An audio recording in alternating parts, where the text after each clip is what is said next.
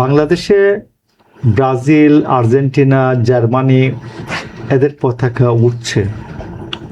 তো এর ফাঁকে যে এই আইএসের প্রতীক সম্বলিত যে পতাকা, আমি এই বিষয়ে লম্বা চৌড়া আলোচনা না করে স্পষ্ট বলি, এটা বাংলাদেশের জন্য একটি খারাপ সংবাদ।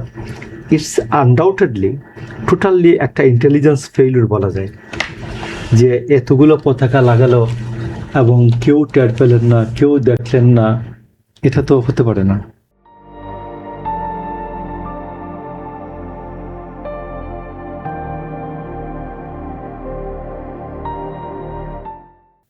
মিছিল করছে বিভিন্ন জেলায়। আমি আপনাকে বলি যে সুজা, বাংলাদেশ এমনি একটা শার্প লাইনের উপর দাঁড়িয়ে আছে।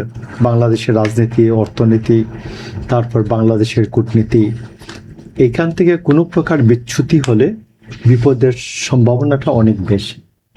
তো সেই ক্ষেত্রে আমরা যখন বলছি যে ভারসাম্যপূর্ণ একটা কূটনীতি চাই, আমরা যখন বলছি যে কোনো প্রতিরক্ষা সামগ্রী ক্রয় বা প্রতিরক্ষা সামর্থ্য অর্জন করা, অবশ্যই এটা যুদ্ধের ইঙ্গিত দেয় না, বরঞ্চ যাতে আমাকে যুদ্ধে জড়াতে না হয় এই জন্য এই সক্ষমতাটা অর্জন করতে হয়।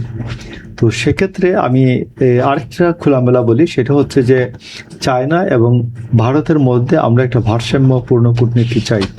আমরা আবার চায়না এবং আমেরিকার মধ্যে একটা ভারসাম্যপূর্ণ কূটনীতি চাই। তো সেই সময়ে এইরকম যে জঙ্গিবাদের যে অনেকটা খবর এখানে আসা, এটা রিয়েলি খুব খারাপ। এবং আমি মনে করি সরকার শক্ত হাতে এটা দমন করবেন। এবং যারা বাংলাদেশে, আমি মনে করি সাম্প্রদায়িক সম্প্রীতি, বাংলাদেশে আমি মনে করি ধর্মীয় স্বাধীনতার যে বিষয়টা আছে, এটা বাংলাদেশে খুব ধর্মীয় স্বাধীনতার বিষয়টি তো খুব উচ্চকিত, সবার মুখে মুখে উচ্চকিত। সবাই হৃদয়েও আমরা ধারণ করি যে ধর্মীয় স্বাধীনতা সবার সঠিকভাবে থাকতে হবে। এমনকি তারেক রহমান তার অন্তর্ভুক্তিমূলক সমাজের কথা বলতে গিয়ে তিনি বলেছেন যে আমরা যদি রাষ্ট্র পরিচালনার দায়িত্ব পাই, তাহলে আমাদের রাষ্ট্রে থাকবে বিশ্বাসী অবিশ্বাসী সবার সমান অধিকার থাকবে। তো সেই ক্ষেত্রে এখন আপনি টেনে নিয়ে যাবেন আইএসের দিকে, টেনে নিয়ে যাবেন ইসলামী জঙ্গিবাদের দিকে, এটা কোনোভাবেই এটা বরদাস্ত করা যায় না। তো সেই ক্ষেত্রে আমি মনে করি সরকার আরও বেশি তৎপর হবেন এবং এর সম্পর্কে ব্যবস্থা নেবেন, এবং বাংলাদেশ কোনোভাবেই ধর্মীয় উন্মাদনার দিকে,